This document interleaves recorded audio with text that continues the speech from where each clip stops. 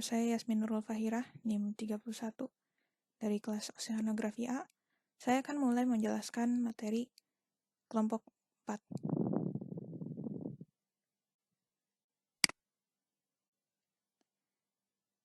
Pada presentasi kali ini, kami akan menjelaskan materi modul 1-3. Yang pertama ada pengenalan Magnum, yang kedua ada akar-akar persamaan, yang ketiga ada sistem persamaan linear. Pengenalan MATLAB. Menurut Parinduri tahun 2019, MATLAB merupakan bahasa pemrograman tingkat tinggi yang dikembangkan oleh MathWorks dan dikhususkan untuk komputasi numerik, visualisasi, dan pemrograman.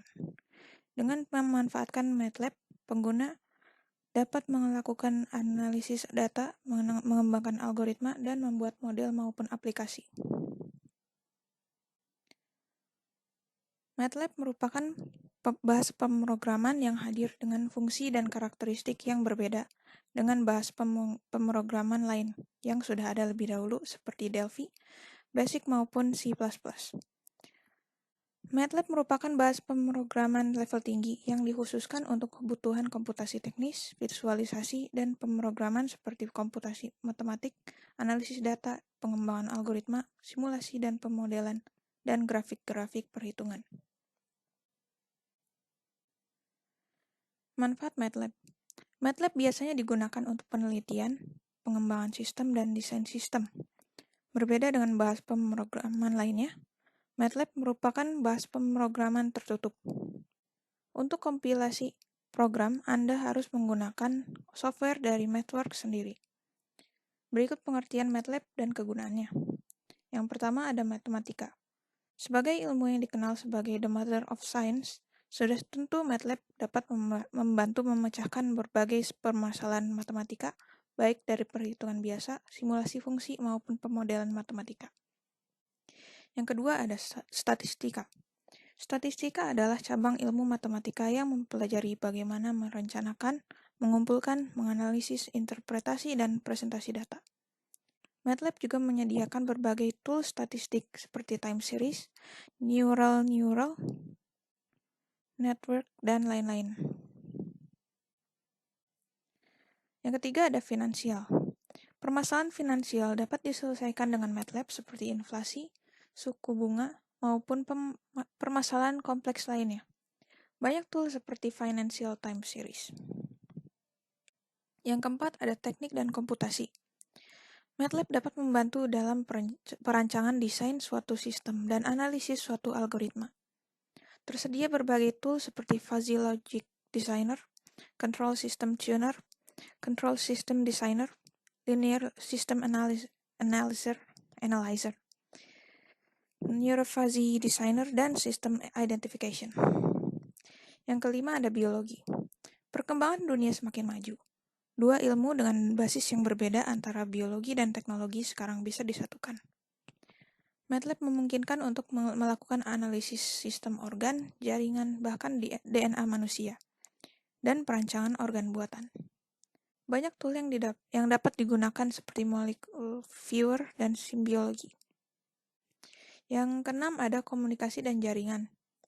Industri besar dunia menggunakan MATLAB dalam analisis pengembangan sistem komunikasi dan jaringan. Banyak tool MATLAB untuk disiplin ilmu ini seperti bit error, rate analysis, signal analysis, dan lain-lain.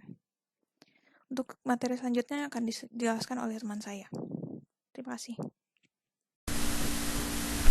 Kita lanjut untuk yang pertama yaitu pengenalan metode numerik. Metode numerik merupakan teknik penyelesaian permasalahan yang dapat dilakukan secara matematis dengan menggunakan alat perhitungan yaitu operasi tambah, kurang, kali, dan bagi. Metode ini digunakan karena banyak permasalahan matematis tidak dapat diselesaikan menggunakan metode analitik. Jika tidak dapat diselesaikan secara analitik, prosesnya seringkali cukup rumit dan memakan waktu sehingga tidak dapat dijalan. Selanjutnya, kelebihan dari menggunakan metode numerik, diantaranya solusi persoalan selalu diperoleh. Yang kedua, menggunakan bantuan komputer sehingga hasil yang diperoleh dapat dilihat sesungguhnya dan lebih cepat. Yang ketiga, tampilan hasil perhitungan dapat menjelaskan. Adapun kelemahannya yaitu nilai yang diperoleh berupa pendekatan atau hampiran, dan tanpa bantuan komputer proses perhitungan sangat lama dan berulang-ulang. Untuk tahapan penyesuaian penggunaan metodologi yaitu diantaranya permodelan, yaitu persoalan mengapa dimodalkan ke dalam persamaan matematik. Lanjut yang kedua, penyederhanaan model. Materi matematika yang diajarkan yang salah satu mungkin saja terlalu kompleks sehingga suatu model disederhanakan. Lalu untuk disederhanakan. Yang ketiga itu formulasi numerik. Setelah metode matematik sederhana diperoleh, tahap selanjutnya adalah memformulasikan model matematik secara numerik. Tahapan ini terdiri atas menentukan metode numerik yang akan dipakai bersama-sama dengan analisis galat atau errornya, dan menyusun algoritma dari metode numerik yang dipilih.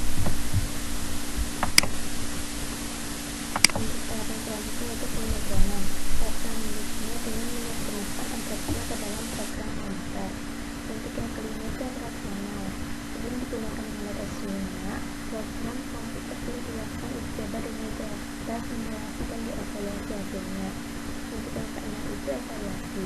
Bila program sudah selesai dijalankan dengan data yang disusunnya, maka hasil yang diperoleh dilakukan interpretasi melalui analisa keluaran dan membandingkannya dengan indikator dan hasil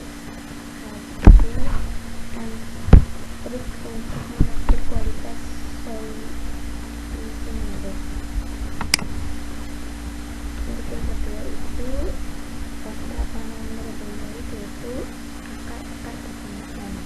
Beberapa metode yang digunakan dalam metode numerik untuk menyelesaikan akar-akar persamaan yaitu ada metode bagi dua, metode Newton-Raphson, metode Stan. Metode bagi dua merupakan metode numerik paling sederhana di antara metode-metode numerik lainnya. Untuk metode Newton-Raphson merupakan salah satu metode yang paling dikenal dalam penentuan kesamaan F sama dengan 0. Sedangkan metode Stan ini hampir sama dengan metode Newton-Raphson, namun pada metode ini kita harus membuat dua proses sebagai nilai awal dan nilai akhir seperti pada metode Newton-Raphson. Untuk yang pertama, metode bagi dua. Metode bagi dua itu diketahui untuk sama yang memuat akar di mana FA dan F itu kurang dari 0. Untuk menghampiri akar tersebut ditentukan nilai tengahnya, yang kemudian membagi interval menjadi dua buah subinterval sama panjang. Setelah itu, menurut teorema Bolzano, interval memuat akar dari Fx sama dengan 0 dan x seperti hancur, maka interval x yang memuat akar dari Fx sama dengan 0 dan x sama dengan a. Ini dicari interval baru. Proses diulangi hingga diperoleh nilai akar yang sesuai dengan kedua penghubungan interaksi.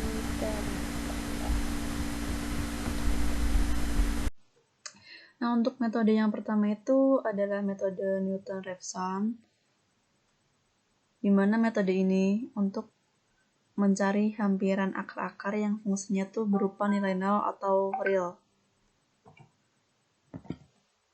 Untuk selanjutnya, metode Newton-Raphson menggunakan satu titik awal sebagai tebakan awal, memerlukan slope atau gradien pada titik tersebut, dan barisan titik potong garis singgungnya dengan sumbu X. Jadi, konsep dasar teoritis metode Newton-Raphson secara geometri diperoleh dari kekonvergenan barisan titik-titik potong antara singgung kurva dan sumbu X ini. Ini garis singgungnya. Ini kurva. Nah, ini. Dan secara analisis melakukan pemotongan atau truncation fungsi pada deret Taylor.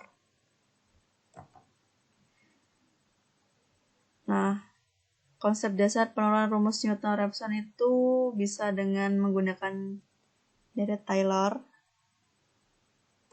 merupakan suatu rumus dari Taylor-nya.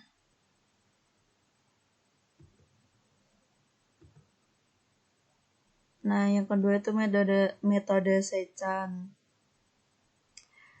Metode ini sama dengan metode Newton-Raphson. Perbedaannya hanya terletak pada pendekatan untuk turunan pertama dari F saja. Metode Sechan itu tidak memerlukan dua taksiran awal yang harus mengurung akar persamaan. Dalam beberapa kasus swapping, dua taksiran awal X1 dan X2 dapat mengubah perilaku metode tersebut dari konvergen menjadi divergen. Untuk slide selanjutnya bisa dijelaskan oleh teman saya. Itu diagramnya. Jadi untuk pertama kita mulai, lalu kita menentukan persamaannya, lalu kita memasukkan terkaan awal XA dan XB-nya. Apakah XA itu sama dengan B, mendekati dengan B? Jika tidak, maka ulangi terkaan awalnya, dugaan awal XA dan XB-nya. Tapi kalau jawaban apakah XA itu sama dengan mendekati B, jika iya, maka kita harus nentuin fungsi A dan fungsi B nya dari fungsi A itu XA-nya, fungsi B nya dari XB-nya, seperti itu. Nah, ABS ini itu juga istilahnya ya atau tidaknya dari XA mendekati XB-nya itu juga akan bertemu di sini. Lalu di sini salah lagi. Nah, di sini apakah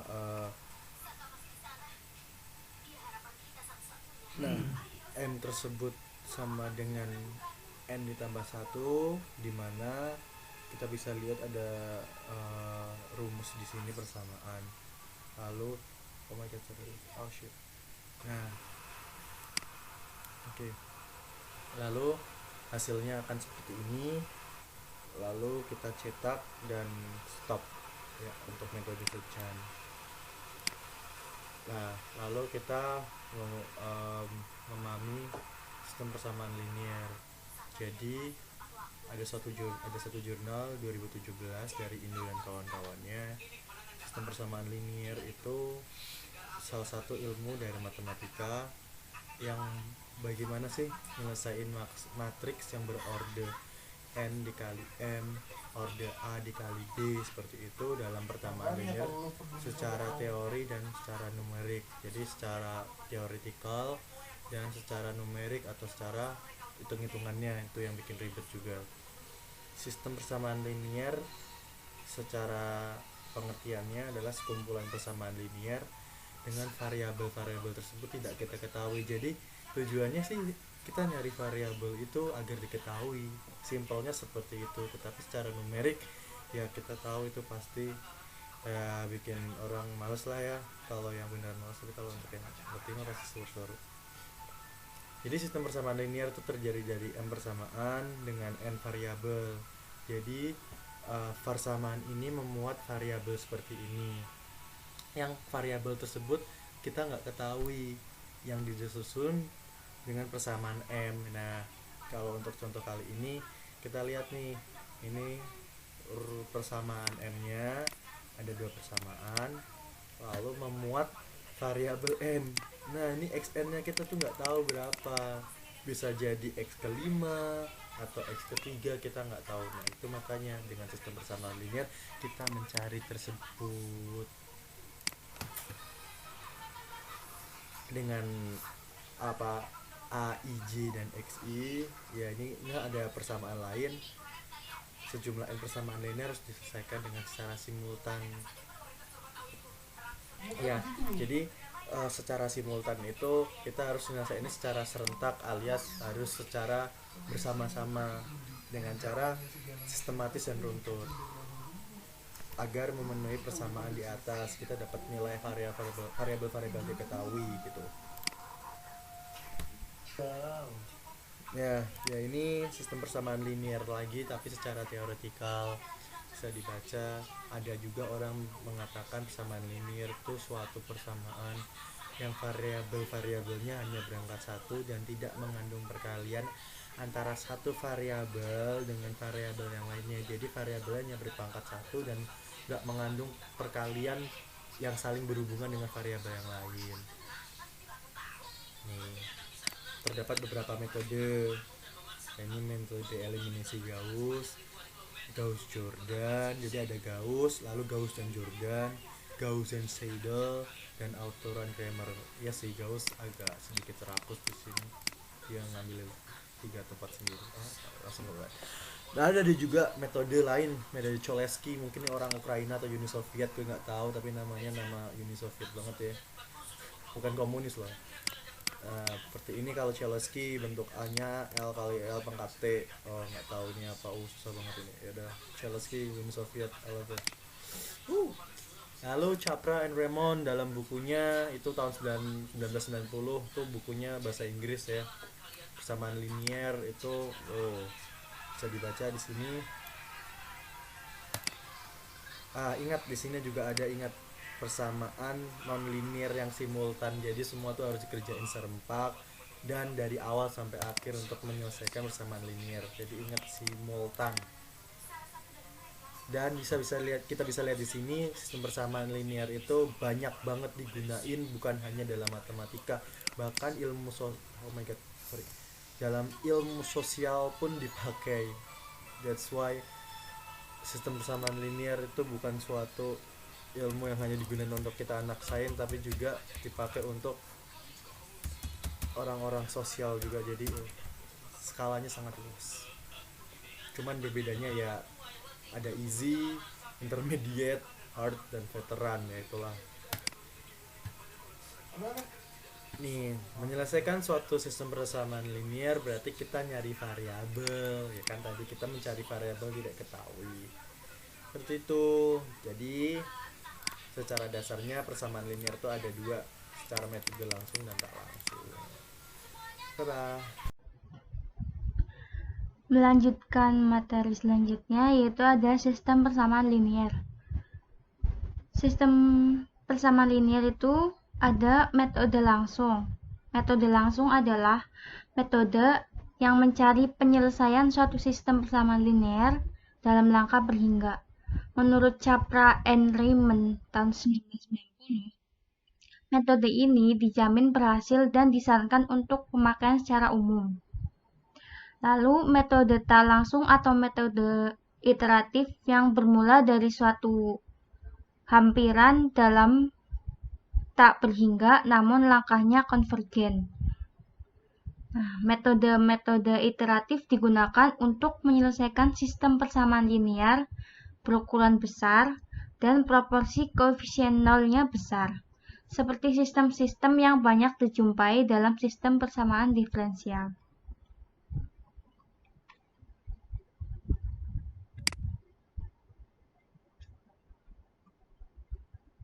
Lalu ada studi kasus.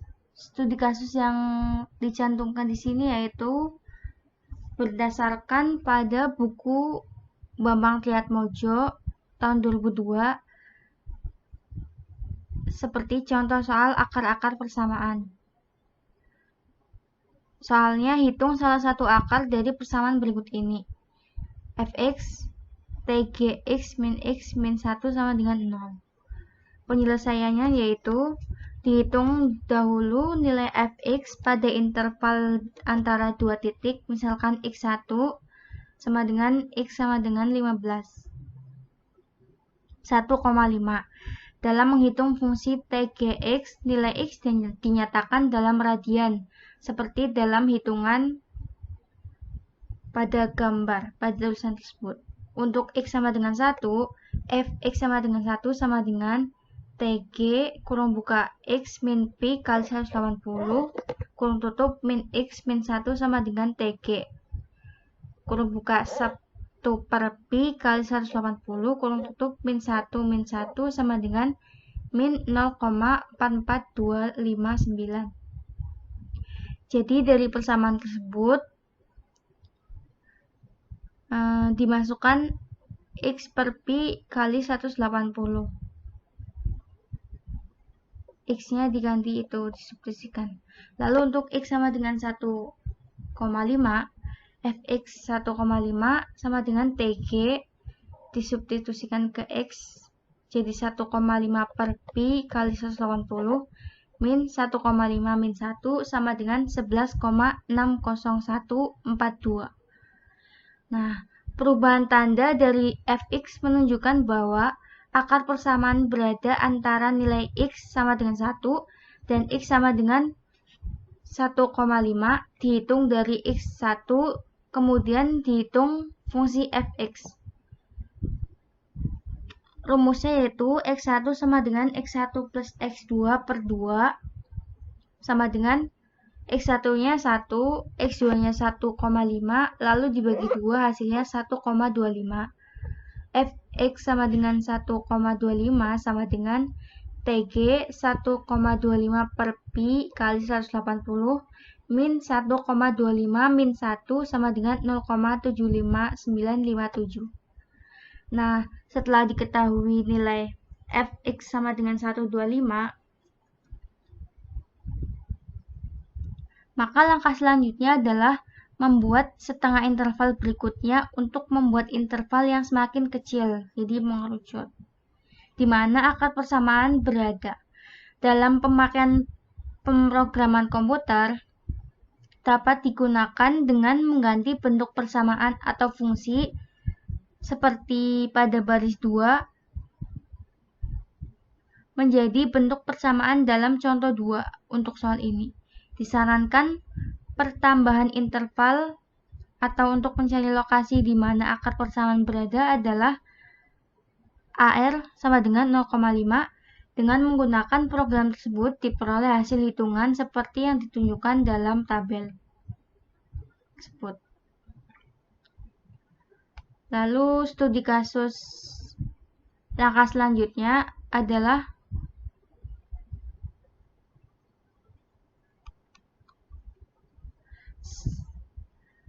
program tersebut apabila kita menggunakan aplikasi MATLAB maka akan menjadi seperti ini. Ini adalah skrip yang dimasukkan ke dalam MATLAB. Sekian dari materi ini. Ini adalah daftar pustaka atau sumber-sumber referensi yang kami rangkum menjadi materi-materi tersebut.